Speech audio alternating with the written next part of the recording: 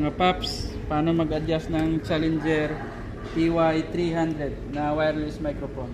So yung gagawin nyo, set nyo ng number ito, up and down, kung anong number yung pipiliin mo. Example ito, 673, gawin natin 672.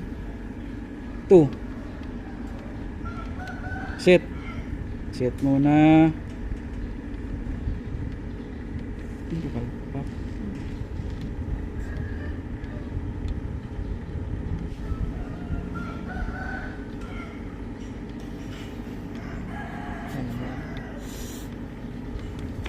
Yun.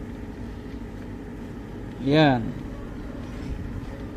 Hanap tayo 78 o 77. Yan, 77 to 50.